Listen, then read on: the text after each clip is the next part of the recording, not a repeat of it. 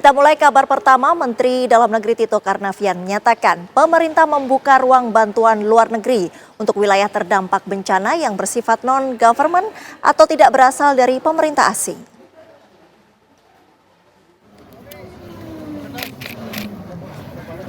Pemerintah akhirnya angkat bicara mengenai polemik bantuan asing untuk warga terdampak bencana di Aceh, Sumatera Utara, dan Sumatera Barat. Dalam kunjungannya ke Aceh Timur Aceh, Mendagri Tito Karnavian mengatakan pemerintah tidak melarang bantuan asing asalkan bukan berasal dari pemerintah lain. Bantuan yang diperbolehkan masuk adalah bantuan yang berasal dari lembaga non-pemerintah atau diaspora Indonesia yang berada di luar negeri. Kalau sementara ini yang saya tahu untuk bantuan government to government itu masih belum ada petunjuk ya, karena kita melihat kemampuan kita.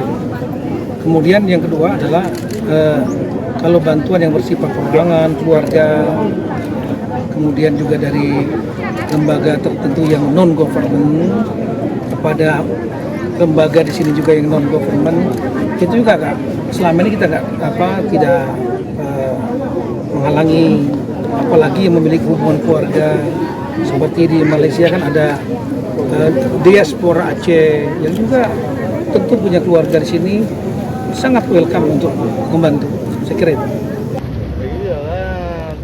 Dalam kunjungannya ke Aceh Timur, Mendagri juga menyalurkan bantuan berupa logistik dan kebutuhan lainnya kepada para pengungsi yang rumahnya hilang disapu banjir. Sementara untuk pemulihan daerah pasca banjir, pemerintah akan menambah alat berat untuk mengangkat dan membersihkan kayu-kayu gelondongan yang masih menumpuk.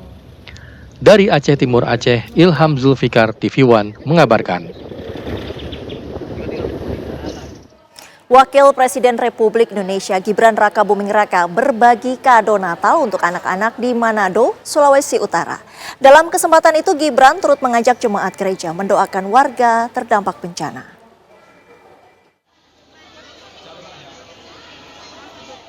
Wakil Presiden Gibran Rakabuming Raka melakukan kunjungan kerja ke kota Manado, Sulawesi Utara. Dalam kunjungannya, Wapres Gibran menyambangi gereja GMIM Ebenezer Bumi Beringin untuk berbagi sukacita Natal bersama anak-anak jemaat. Kehadiran orang nomor 2 di Indonesia ini disambut oleh ratusan jemaat yang memadati gereja. Suasana makin hangat saat Gibran membagikan kado Natal kepada anak-anak sambil didampingi sosok Sinterklas. Dalam sambutannya, Gibran turut mengajak seluruh jemaat gereja untuk mendoakan warga yang terdampak bencana di Aceh, Sumatera Utara, dan Sumatera Barat. Semoga Natal tahun ini membawa berkah untuk Bapak Ibu semua. Semoga Bapak Ibu semua diberikan panjang umur, kesehatan, dan tak lupa kita doakan saudara-saudara kita yang ada di Aceh, Sumatera Utara, dan Sumatera Barat. Semoga semuanya cepat pulih. Dan Bapak Ibu yang saya hormati, mohon izin Pak Pendeta, Bu Pendeta, ini mohon izin tadi juga saya lakukan di gereja sebelumnya, saya mohon izin untuk berbagi kado Natal untuk adik-adik yang ada di sini. Tak hanya berbagi hadiah, Wapres Gibran juga menyempatkan diri berinteraksi langsung dengan jemaat serta melayani permintaan foto bersama. Selain gereja GMIM Ebenezer Telling, Wapres Gibran juga mengunjungi satu gereja lainnya di kota Manado sebagai bagian dari rangkaian kunjungan Natal. Kunjungan ini menjadi simbol kebersamaan, toleransi, dan kepedulian pemerintah dalam merayakan Natal bersama masyarakat Sulawesi Utara. Dari Manado, Sulawesi Utara, Marwan Dias Aswan, TV One, mengabarkan. Pemirsa, 2 hari jelang libur Natal, arus kendaraan di ruas tol Jakarta Cikampek, Karawang, Jawa Barat terpantau ramai sejak Selasa pagi. Kendaraan yang melintas di ruas kilometer 55 wilayah Klari, Karawang, Jawa Barat didominasi kendaraan pribadi dan bus antar kota. Meski ramai, kendaraan masih bisa dengan kecepatan hingga 70 km per jam. Pengelola tol memprediksi jumlah kendaraan yang melintas dari Jabodetabek menuju Jawa Barat, Jawa Tengah, dan Jawa Timur akan terus meningkat hingga sore nanti.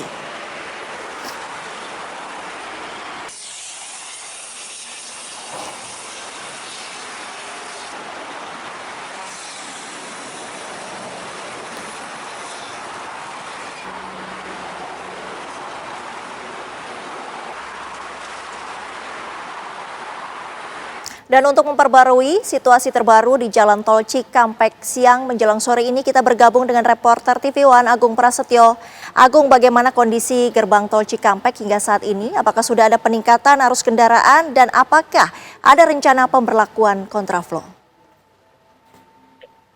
Ya, Siska juga pemirsa, perkembangan terbaru pantauan arus lalu lintas di ruas tol Jakarta Cikampek atau tepatnya di tempat kami mengabarkan di gerbang tol Cikampek Utama H-2 jelang Natal, di mana kondisi siang hari ini menjelang sore terpantau lancar dan cenderung ramai kendaraan yang bergerak dari arah Jabodetabek ataupun dari arah Jakarta yang menuju ke arah Palimanan ataupun menuju ke arah tol Trans Jawa melalui gerbang tol Cikampek Utama ini. Namun memang kondisi pada siang menjelang sore hari ini kendaraan masih didominasi oleh kendaraan pribadi meski belum terlihat adanya lonjakan kendaraan secara signifikan di tempat kami mengabarkan, dan mana memang para pengendara pun dapat melakukan transaksi langsung tanpa adanya hambatan ataupun antrian di gerbang tol Cikampek Utama yang menuju ke arah timur. Yang mana memang pada siang menjelang sore ini gerbang tol Cikampek Utama yang menuju ke arah timur ataupun menuju ke ruas tol Trans Jawa dibuka 7 gardu utama dan ditambah dengan 8 gardu satelit. Untuk sepanjang hari ini sejak pagi hingga siang menjelang sore ini kami memantau di ruas tol Jakarta Cikampek belum terlihat adanya kepadatan ataupun kemacetan, tapi tadi sejak pagi terlihat adanya kepadatan di sekitar kilometer 47 karena ini merupakan titik pertemuan arus antara tol layang Mbz dengan tol Jakarta Cikampek Lama ataupun tol Jakarta Cikampek Bawah.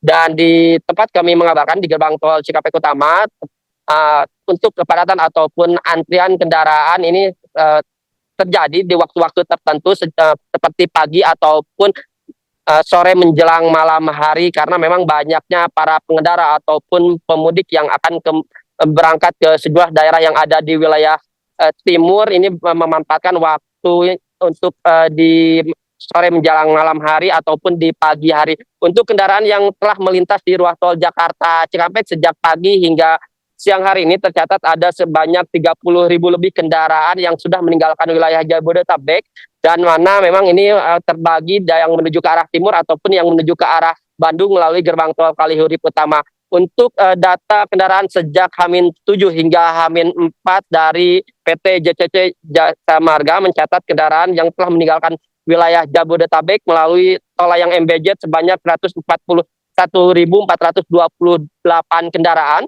Dan angka ini naik sebesar 23,28% dari lalu lintas harian normal. Dan meskipun arus lalu lintas lancar dan belum terlihat adanya lonjakan, tapi pihak kepolisian dari PJR ruas tol Jakarta Cikampek dengan Korlantas Polri telah menyiapkan skema-skema rekayasa lalu lintas bila mana nantinya ada puncak mudik Natal yang diprediksi tanggal 24 Desember nanti, dan akan memberlakukan rekayasa lalu lintas kontraflow yang mana ini akan diberlakukan di ruas tol Jakarta Cikampek di tempat atau di titik-titik kepadatan yang memang mana di tempat di ruas tol Jakarta Cikampek ada beberapa rawan titik kepadatan seperti di kilometer 47 tadi yang merupakan titik pertemuan tol layang MBZ dengan tol Jakarta Cikampek. Selain itu juga titik kepadatan kerap terjadi di kilometer 57 menjelang rest area karena ini banyaknya para pengendara ataupun pemudik yang akan masuk ke rest area setelah turunan tol layang MBZ, dan memang ini menjadi kewaspadaan untuk para pengendara agar dapat menggunakan rest area selanjutnya. Dan selain itu juga dapat kami informasikan untuk upaya. Baik Agung, terima kasih atas laporan Anda langsung dari Karawang, Jawa Barat. Kapolri Jenderal Listio Sigit Prabowo meninjau persiapan libur Nataru di Stasiun Senen, Jakarta. Kita segera bergabung ke Stasiun Pasar Senen. Sambil menunggu, ada juga tempat-tempat untuk main anak, ada tempat laktasi, ada tempat kesehatan, dan juga berangkatnya tepat waktu, itu juga menjadi salah satu alternatif, dan mungkin ada insentif-insentif lain, nanti Pak Menhub yang jelaskan. Namun di satu sisi, saya tadi melihat bagaimana menghadapi situasi terkait dengan potensi hujan karena ada ramalan BMKG tadi sudah dilaporkan mulai dari perbaikan jalur dan kemudian juga penambahan wilayah jalur-jalur kereta yang mungkin perlu ada penambahan batu-batu dan sebagainya. Dan kemudian tadi juga kita lihat direkrut 2.000 lebih ya personel untuk menambah perkuatan. Salah satunya adalah mengantisipasi apabila terjadi bencana. Dan tadi kita tanyakan bahwa titik-titik yang kemungkinan akan terjadi masalah karena dampak hujan yang tinggi tadi sudah terdetek dan sudah dipersiapkan personel. Saya kira kita hanya ingin memastikan bahwa manakala terjadi situasi yang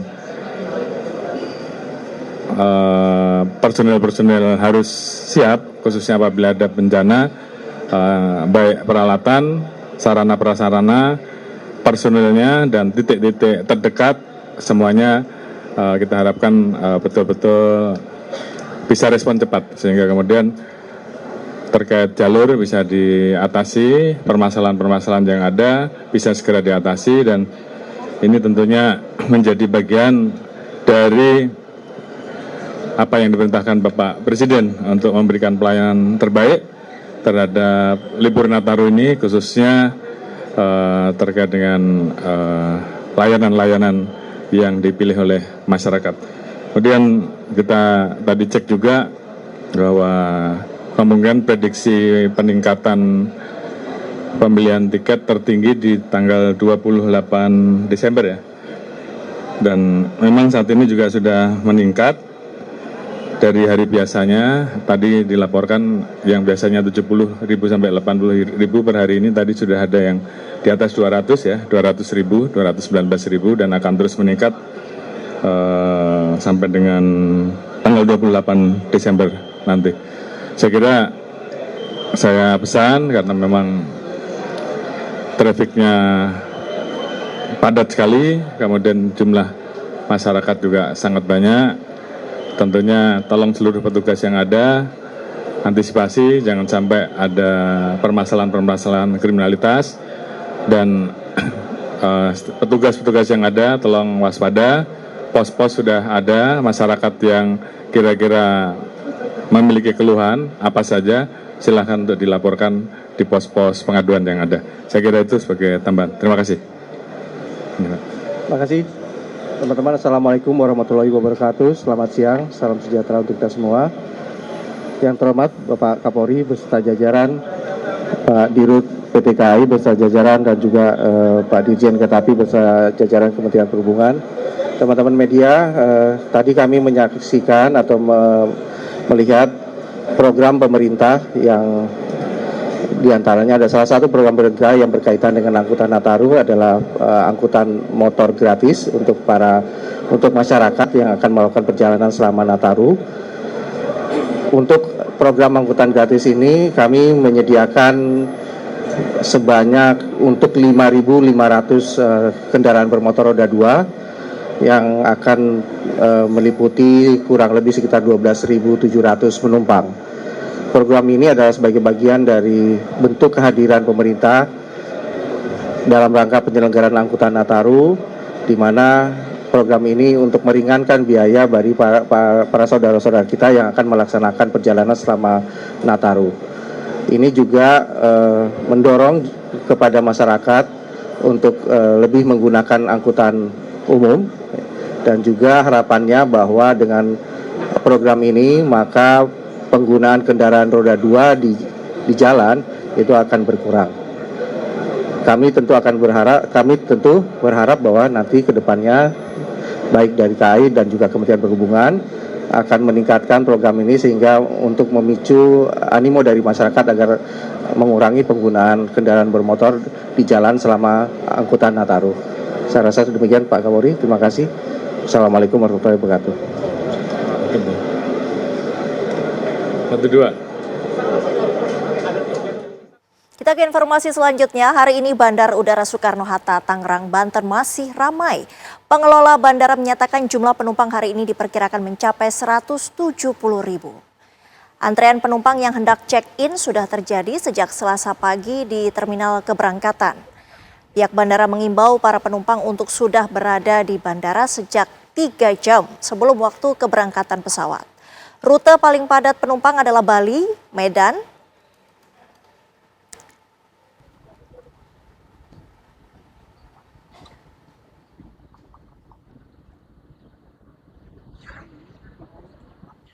Bagaimana kondisi terkini di Bandara Soekarno-Hatta memasuki libur Natal dan Tahun Baru? Kita akan tanyakan langsung kepada jurnalis TV One Rusdi Muslim.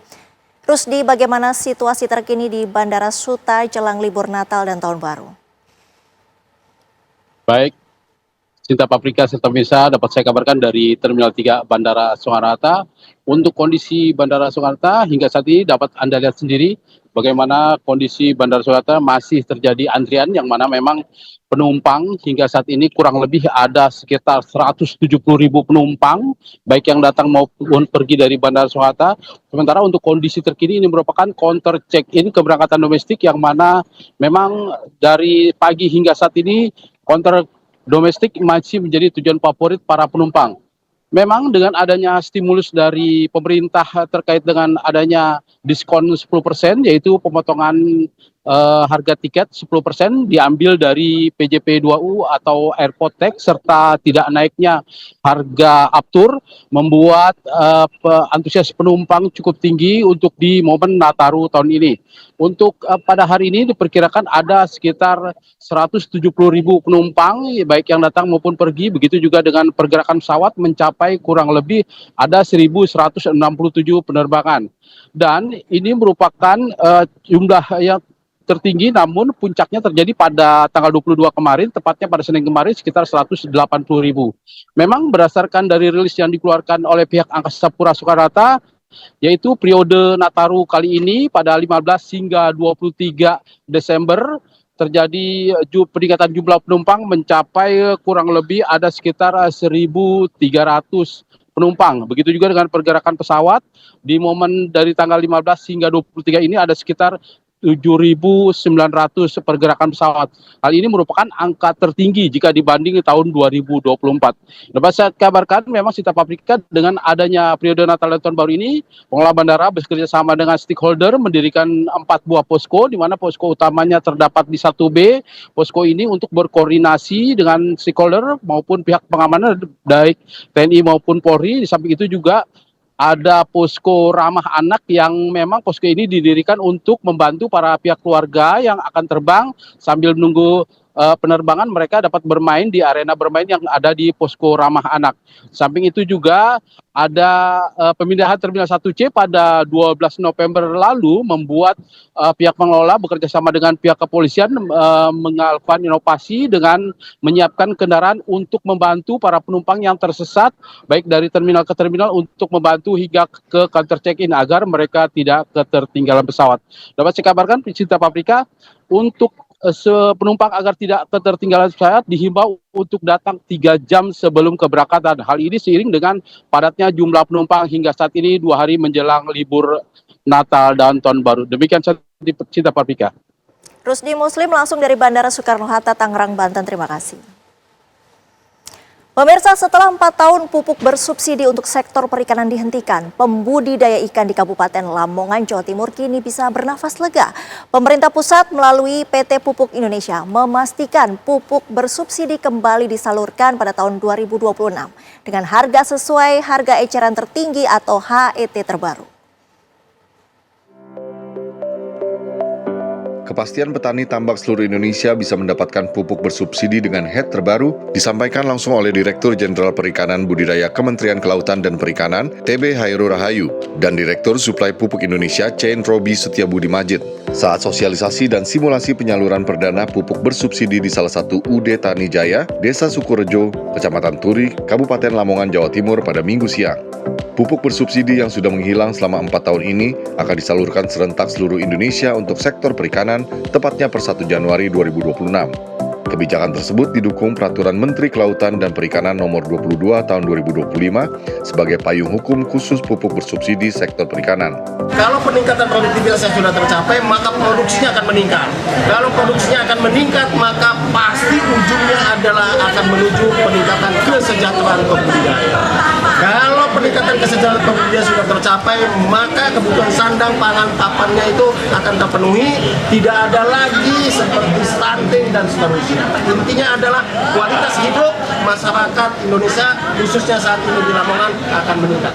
Dengan adanya pengawasan tersebut, distribusi dilakukan secara berlapis melalui sistem digital e-rencana penyediaan dan penyaluran subsidi pupuk. Sistem elektronik rencana pupuk subsidi perikanan yang terintegrasi dengan aplikasi integrasi pupuk bersubsidi, iPubers, milik PT Pupuk Indonesia Holding Company. Fasilitas produksi sudah siap, kami sudah mulai proses produksi dan proses pendistribusian. Insya Allah per 1 Januari seluruh pupuk untuk kebutuhan sektor perikanan sudah tersedia di kios-kios seperti ini. Harapan kami tentunya ini bisa bermanfaat bagi petambak seperti yang tadi disampaikan untuk menambah kesejahteraan petambak dan produktivitasnya bisa meningkat. Sementara itu, petani tambak di Kabupaten Lamongan menyambut gembira rencana pemerintah pusat. Pasalnya, petani sudah menunggu 4 tahun. Dengan penyaluran pupuk bersubsidi tersebut, petani tambak ikan bisa meningkatkan hasil panen sehingga lebih sejahtera. Pertama, mengurangi biaya operasional. Yang kedua, nanti mungkin dengan adanya pupuk yang dialokasikan ke petani tambak, dosis atau penerapan nanti bisa sesuai dengan kebutuhan. Dari Lamongan, Jawa Timur, Muhammad Mahrus, TV One mengabarkan. Anda kembali di Kabar Merah Putih. Menteri Koordinator Bidang Infrastruktur dan Pembangunan Kewilayahan Agus Harimurti Yudhoyono meninjau Stasiun Gambir, Jakarta. Peninjauan dilakukan untuk memastikan layanan transportasi kereta api siap melayani masyarakat secara optimal selama periode Nataru. Dalam kunjungannya, Menko AHY melakukan pengecekan lapangan dan berdiskusi dengan jajaran terkait. AHY juga melepas keberangkatan kereta Cakra Buana rute Gambir Cirebon. Pada masa Nataru tahun ini, PT KAI memberikan diskon tiket sebesar 30% untuk sekitar 1,5 juta penumpang.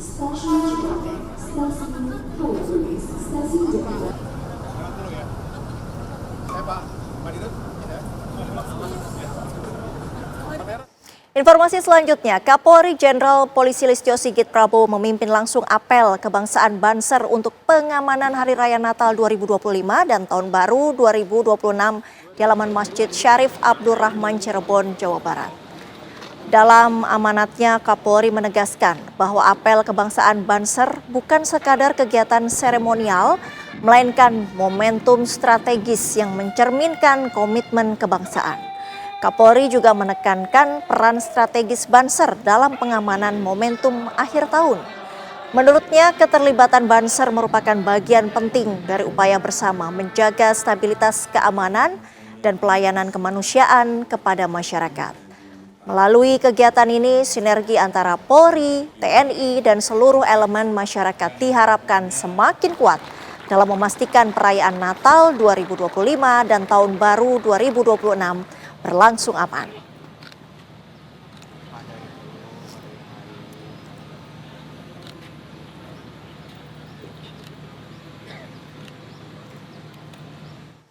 Kita ke kabar lain, memasuki hari ketiga proses pembersihan pesantren Darul Mukhlisin yang terletak di Kabupaten Aceh Tamiang terus dilaksanakan secara cepat. Sejak pagi hari, puluhan alat berat telah diturunkan ke lokasi pesantren untuk membersihkan tumpukan kayu gelondongan.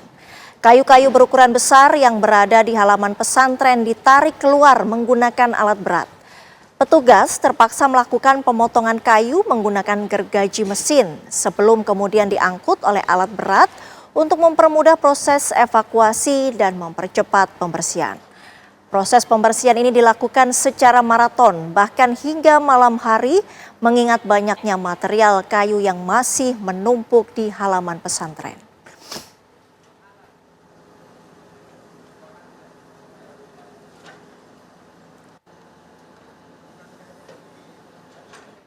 Sementara itu, TNI Angkatan Darat mengerahkan ratusan prajurit menggunakan sepeda motor trail untuk menerobos jalur KKA Aceh Utara. guna mengantarkan bantuan ke wilayah terdampak bencana di Kabupaten Bener Meriah dan Aceh Tengah. Kepala Staf Korem 011 Lila Wangsa Letkol Infantri Andi Arianto menjelaskan, sebanyak 10 ton beras diangkut menggunakan sekitar 100 unit motor trail oleh prajurit TNI. Bantuan beras ini berasal dari Kementerian Pertanian dan Badan Pangan Nasional.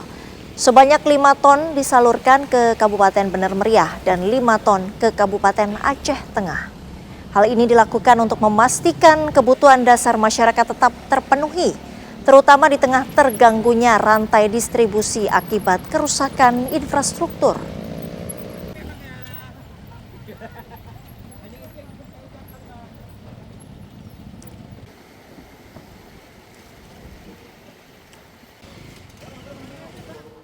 Pemirsa, jembatan Baile Nagari Matua Hilia Matur, Kabupaten Agam, Sumatera Barat sudah mulai beroperasi dan dapat dilalui kendaraan roda 4. Salah satu akses utama menuju Maninjau, Lubuk Basung, Pasaman, Pariaman kini sudah terbuka setelah sempat terputus akibat bencana pada kurang lebih 4 pekan lalu. Jembatan sepanjang 24 meter ini memiliki lebar sekitar 6 meter dengan kemampuan menahan beban 8 ton. Nagari Matua Hilia sempat terisolasi selama 10 hingga 15 hari karena jalan sempat terputus akibat longsor akses jalan putus.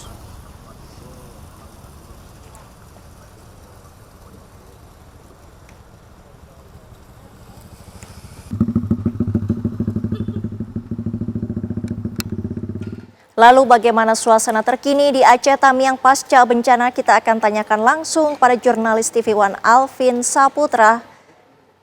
Alvin, apa informasi yang bisa dibagi dari Aceh Tamiang?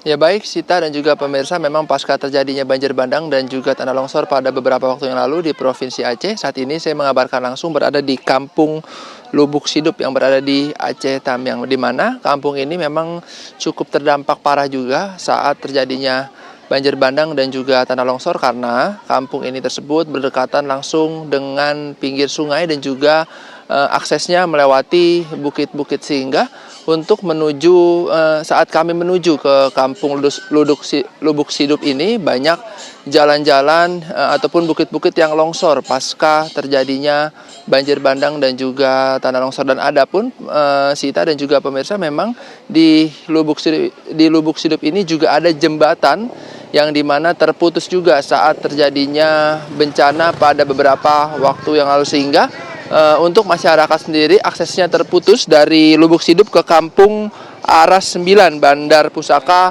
di Aceh Tamiang. Hingga saat ini memang untuk menyeberang ke Kampung Aras 9 di Aceh Tamiang ini, masyarakat harus menyeberang melewati perahu yang berada di bawah jembatan tersebut. Adapun dari masyarakat sendiri, kalau ingin menyeberang ke kampung sebelah harus membayar sekitar 5.000 hingga 10.000 per orangnya untuk menyeberangi melewati perahu. Dan tepat saya mengabarkan saat ini, pemirsa, berada tepat di belakang posko dari warga Kampung Lubuk Sidup, yang dimana posko ini memang sudah dilengkapi juga dengan dapur umum, tenda-tenda darurat yang ditempati oleh masyarakat. Adapun logistik sendiri, pemirsa, di Lubuk Sidup ini juga sudah tercukupi untuk makanan, minuman, serta air bersih. Dan menurut infonya, untuk di malam harinya di masyarakat sini juga sudah mendapatkan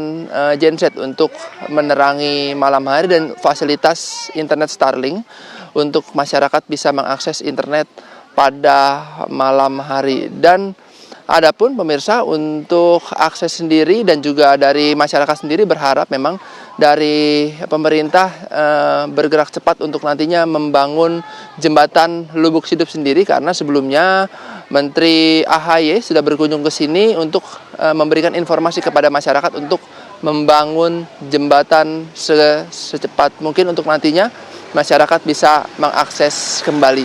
Sementara Sita, info kembalikan ke studio.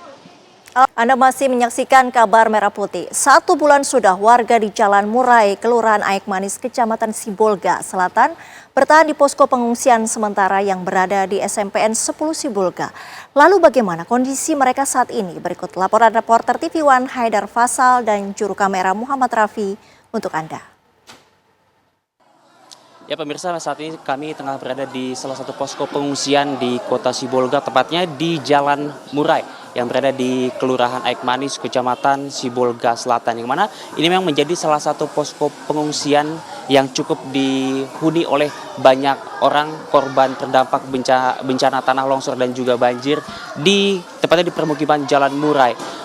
Total informasi yang kami peroleh setidaknya ada 55 kakak dengan 200-an jiwa yang mengungsi di tempat ini pemirsa, di SMPN 10 Sibolga, di mana memang mereka semua harus mengungsi di 6 kelas yang disediakan oleh SMPN 10 Sibolga untuk bermalam dari hari pertama bencana hingga hampir 1 bulan bencana melanda tempat ini.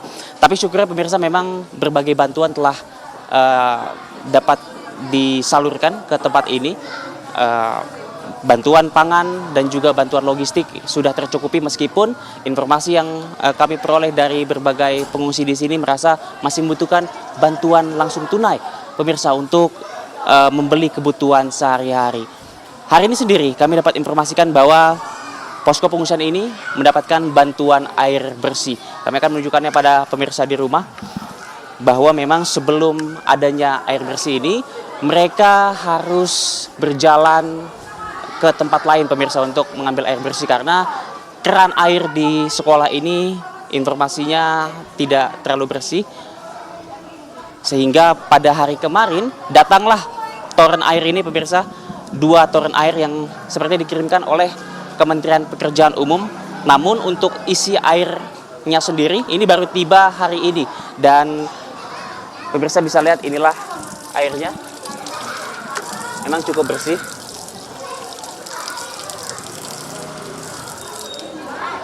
Di mana air ini tentunya sangat bermanfaat bagi para pengungsi untuk bisa dimasak menjadi air yang dapat diminum ataupun untuk kebutuhan sehari-hari seperti mencuci ataupun melakukan mandi.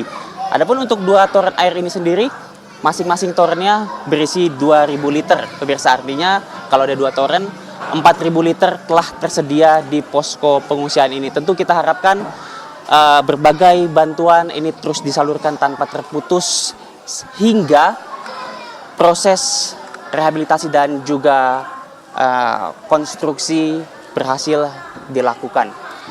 Dari kota Sibolga, Haidar Fasal, Muhammad Rafi, TV One mengabarkan. Kita ke kabar lain pemirsa. Kementerian Lingkungan Hidup meminta pemerintah Kota Tangerang Selatan untuk membuka kembali TPA Cipecang. TPA Cipecang sempat disegel untuk dilakukan pembenahan oleh Pemkot Tangerang Selatan. Warga sekitar juga protes dengan bau busuk yang dikeluarkan sampah di TPA tersebut.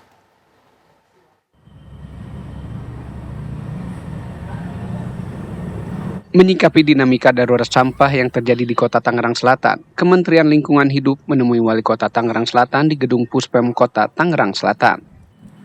Kementerian Lingkungan Hidup meminta kepada pemerintah Kota Tangerang Selatan untuk membuka kembali TPA Cipecang yang sebelumnya sempat disegel selama 180 hari, terhitung dari bulan November 2025 dan akan berakhir di bulan Juni 2026, untuk dilakukan pembenahan oleh Pemkot Kota Tangerang Selatan. Kementerian Lingkungan Hidup juga akan bersurat dan meminta kepada Gubernur Banten untuk turun tangan membantu Pemkot Tangerang Selatan dalam hal penanganan sampah di TPA Cipecang. Teknis memang di bulan Mei 2024 kita telah memberikan sanksi kepada Cipecang untuk melakukan pembenahan dan penutupannya sampai 180 hari, artinya bulan Juni 2026 mestinya tutup. Nah, kemudian diminta dokumen antara menuju penutupan tersebut, dan ini telah dilakukan oleh Cipecang. Dan kemarin kita melihat dinamika yang cukup sangat serius sehingga kami ke sini terkait dengan penanganan sampah ini. Sehingga pada kesempatan hari ini kami minta agar penanganan sampah yang di kota ini kembali dilakukan di Cipecang sambil penataan yang dilakukan ya. Kemudian yang kedua bahwa kita akan memaksimalkan penanganan material recovery facility pada semua unit yang ada di Tangerang Selatan. Kemudian yang ketiga, kami akan melakukan penegakan hukum kepada semua pemilik kawasan industri, pertokoan, perumahan besar yang tidak menyelesaikan sampahnya sendiri.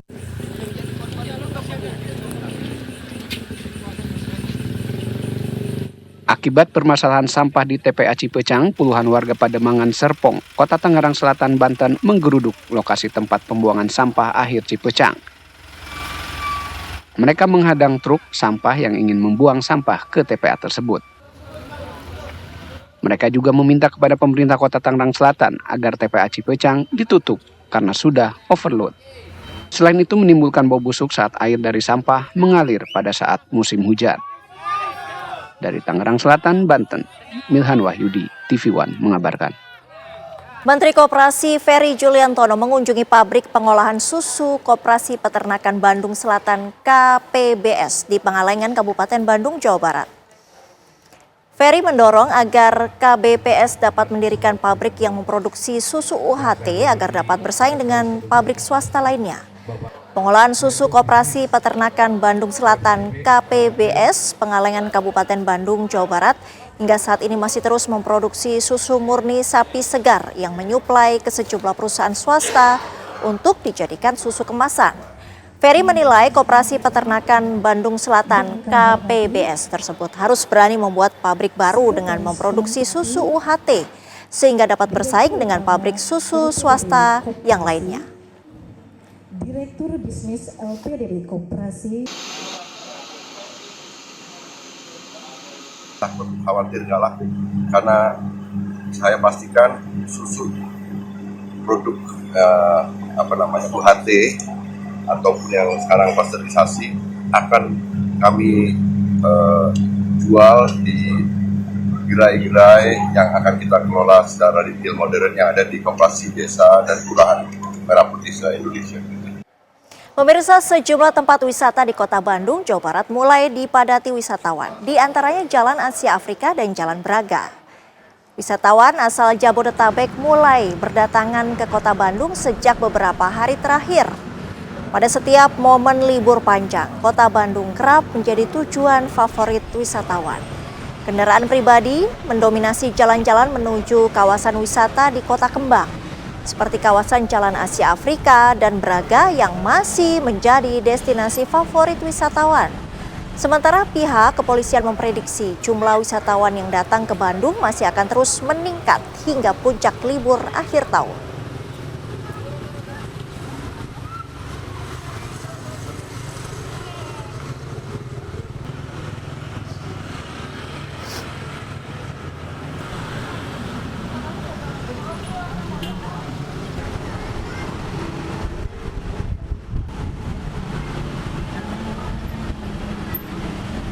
Pemerintah Provinsi DKI Jakarta akan mengeluarkan surat edaran terkait larangan menyalakan kembang api saat malam pergantian tahun baru 2026.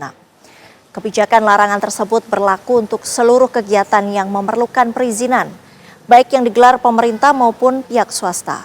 Gubernur DKI Jakarta Pramono Anung mengatakan larangan tersebut mencakup kegiatan di hotel, pusat perbelanjaan, hingga lokasi keramaian lainnya. Surat edaran KN diterbitkan oleh Sekretaris Daerah DKI Jakarta dalam waktu dekat. Kebijakan tersebut diambil sebagai bentuk keprihatinan atas musibah yang terjadi di sejumlah daerah, terutama Sumatera. Kami telah memutuskan yang pertama dari segi titik yang sebelumnya dipersiapkan 14 titik, akhirnya diputuskan menjadi 8 titik. Dari titik-titik utama yang selama ini menjadi tradisi yang ada di Jakarta, ada beberapa yang dikurangi, diantaranya adalah Monas. Sehingga dengan demikian, titik utamanya nanti ada di Bundaran HI. Di sana akan ada gubernur, wakil gubernur, sekda. Kemudian untuk Kota Tua, wali kota Jakarta Barat.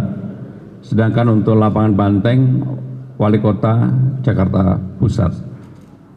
dan konsentrasi untuk pergantian tahun. Yang semula kami merencanakan memang ada kembang api dan sebagainya. Tadi dalam rapat saya sudah memutuskan untuk wilayah seluruh Jakarta yang diadakan oleh pemerintah maupun swasta, kami meminta untuk tidak ada kembang api.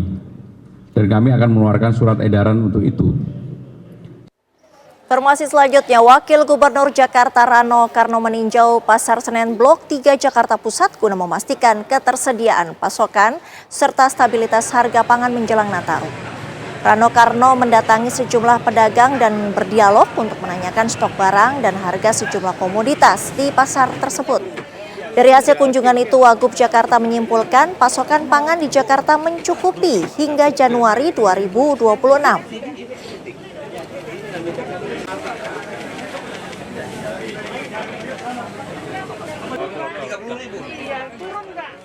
Kemarin kita mengambil cabai-cabai yang dari Aceh. Nah, jadi alhamdulillah Pak Gub juga setuju. Kalaulah kita punya kontrak farming dengan wilayah setempat, kalau memang nanti teman-teman kita, saudara kita di Aceh bisa mengadakan untuk stok cabai di Jakarta, itu akan jauh lebih baik lagi. Kebutuhan cabai satu hari berapa, Bu? Jadi bayangin teman-teman, kebutuhan cabai Jakarta setiap hari 120 ton. Luar biasa potensinya. Informasi tadi menutup kabar Merah Putih hari ini. Sesaat lagi Anda dapat menyaksikan berita utama kriminal bersama Ninda Febiola. Saya Sita Paprika pamit. Terima kasih. Sampai jumpa.